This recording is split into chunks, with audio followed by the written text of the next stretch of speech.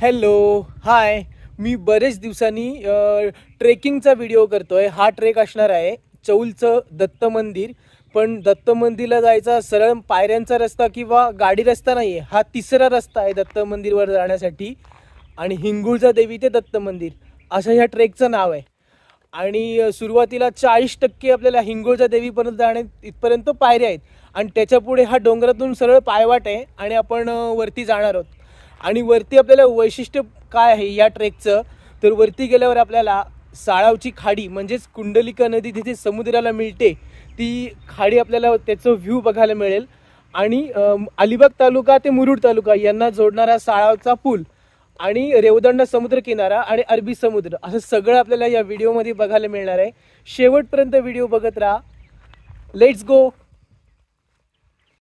चौल नाका या ठिकाणापासून वावे बायपास रोडनी प्रवासाला सुरुवात केल्यानंतर 2 किलोमीटर अंतरावरती हिंगुळजा देवी पायथा हे ठिकाण आहे।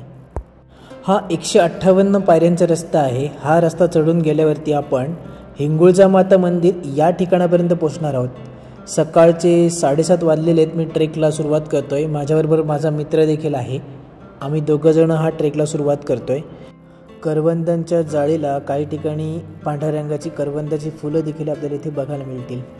या हिंगुळजा माता मंदिराचा संपूर्ण डिटेलमध्ये व्हिडिओ मी माझ्या यूट्यूब चॅनलवर केलेला आहेच, त्याची लिंक पण मी डिस्क्रिप्शनमध्ये देतोय।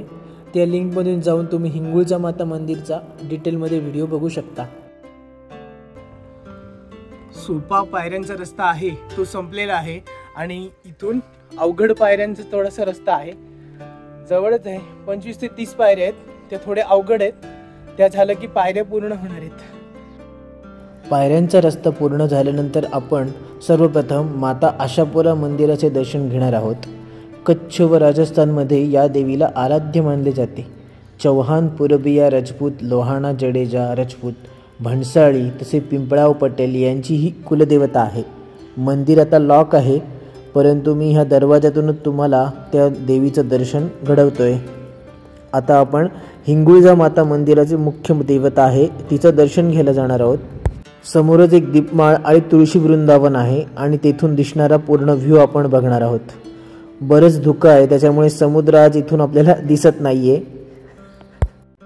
कुलवर्ण तंत्रातील 18 शक्तिपीठांमध्ये हिंगुळजा माता ही 3ऱ्या स्थानी आहे।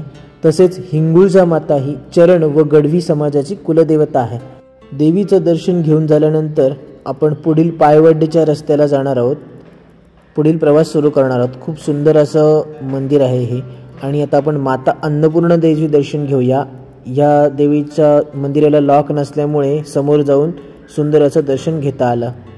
पायऱ्यांचा रस्ता संपलेला आहे आणि आता आपण डोंगर वाटेनी वरती जाऊन हा ट्रेक पूर्ण करणार आहोत। डोंगर वाट आहे। माता आशापुरा, हिंगुळजा देवी आणि अन्नपूर्णा या सगळ्या देवींचं दर्शन घेऊन झाल्यानंतर ही जी पायवाट दिसते तुम्हाला, त्या पायवाटेने आपण दत्त डोंगराकडे जाणार आहोत दत्त मंदिरचं दर्शन घेण्यासाठी। आणि छोटासा ट्रेक आहे, पूर्ण पायवाटच आहे। बघूया कशी काय ती पायवाट आहे। पायऱ्यांचा रस्ता चालत असतानाच मी तुम्हाला अलिबाग तालुक्यातील 6 छोटे ट्रेक आणि 4 मोठे ट्रेक यांची सगळ्यांची डिटेलमध्ये माहिती सांगणार आहे। हिंगुळजा देवीचं दर्शन घेऊन झाल्यानंतर आपण पुढील जी पायवाट आहे त्याला आपण आता सुरुवात करतोय। तर 6 छोट्या ट्रेकमध्ये सगळ्यात पहिला आहे चौलच्या दत्त मंदिरचा पायऱ्यांचा रस्ता। 2 नंबरचा आहे चौलच्या दत्त मंदिरचा देवघर मार्गे गाडी रस्ता। 3 नंबर आहे अलिबाग तालुक्यातील कुरुळ येथील दत्त टेकडी। 4 नंबरला थळ येथील दत्त टेकडी। 5 नंबरला शहाबाज या गावातील दत्त टेकडी आणि 6 नंबरला अलिबाग जवळ रेवदंडा येथील कोर्लई किल्ला। हे 6 छोटे ट्रेक आहेत। आणि मोठ्या ट्रेकमध्ये सगळ्यात पहिला आहे रामधरणेश्वर, 2 नंबरला आहे कनकेश्वर, 3 नंबरला सागरगड आणि 4 नंबरला सिद्धेश्वर मंदिर व धबधबा, असे 4 मोठे ट्रेक आहेत। फेब्रुवारी महिन्याचा पहिलाच आठवडा आहे मी व्हिडिओ करतोय तो, आणि बऱ्यापैकी थंड वातावरण आहे। खूप अलिबाग आणि ह्या परिसरामध्ये खूप थंडी आहे। या जातानाच ह्या ट्रेकमध्ये एक छोटीशी विहीर आहे, विहिरीमध्ये पाणी तर नाही आहे, पूर्ण आटलेली आहे। आणि ही विहीर बघून झाल्यानंतर आपण पुढील ट्रेकला सुरुवात करणार आहोत। मोठ्या ट्रेकमध्ये रामधरणेश्वर जो ट्रेक आहे तो तुलनेने सोपा आहे, परंतु त्याला पूर्ण पायऱ्या नाही आहेत। तसेच सागरगड आणि सिद्धेश्वर हे देखील मोठेच ट्रेक आहेत, त्यांना देखील पायऱ्या नाही आहेत आणि फक्त कनकेश्वर हा जो ट्रेक आहे तो पायऱ्यांचा आणि मोठा ट्रेक आहे. याच डोंगरावरती आपल्याला उक्षी नावाचं एक सुंदर फूल बघायला मिळेल, त्याला झाल असे देखील म्हणतात. चौलच्या या दत्त डोंगरावरती बरेच मोठे मोठे वड, पिंपळ किंवा काटेसावर अशा प्रकारची झाडं आपल्याला इथे बघायला मिळतील. या जंगलामध्ये समोरच एक भव्य असं जुनं वडाचं झाड आपल्याला बघायला मिळतंय. छोट्या ट्रेकची माहिती सांगत असताना चौलच्या आणि हिंगोजा देवी मंदिर आणि चौलचं दत्त मंदिर यांच्या जवळच रेवदंड्यापासून जवळच असलेल्या कोर्लई गावातील जो कोर्लई किल्ला आहे तो पोर्तुगीजांनी बांधलेला आहे. तो सुद्धा 350 वर्ष तरी इतका जुना आहे. आणि त्या कोर्लई किल्ल्यात 2 मार्ग आहेत. एक मार्ग आहे कोर्लई गावातून जाणारा आणि दुसरा मार्ग आहे लाईट हाऊस मार्गे जाणारा. वड आणि पिंपळाची भव्य भव्य झाडं आपल्याला या ट्रेकमधून ह्या डोंगरावरती चौलच्या जाताना बघायला मिळतील. नवीन पालवी देखील या झाडांना आलेली आहे. ह्या झाडांचं वैशिष्ट्य आहे की वड आणि पिंपळ ही झाडं सगळ्यात जास्ती ऑक्सिजन आपल्याला देतात अशी ही झाडं आहेत.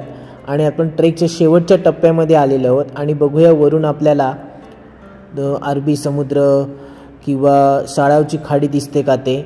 खूप धुकं आहे त्याच्यामुळे ती साळावची खाडी आणि समुद्र हे दोन्ही गोष्टी आपल्याला दिसत नाही आहेत. फक्त समोर भोवाळेचा तलाव आहे तो फक्त आपल्याला क्लिअर दिसतोय, परंतु समुद्र, साळावची खाडी आणि रेवदंडा हा कुठलाच परिसर आपल्याला वरून आज धुकं असल्यामुळे दिसत नाही.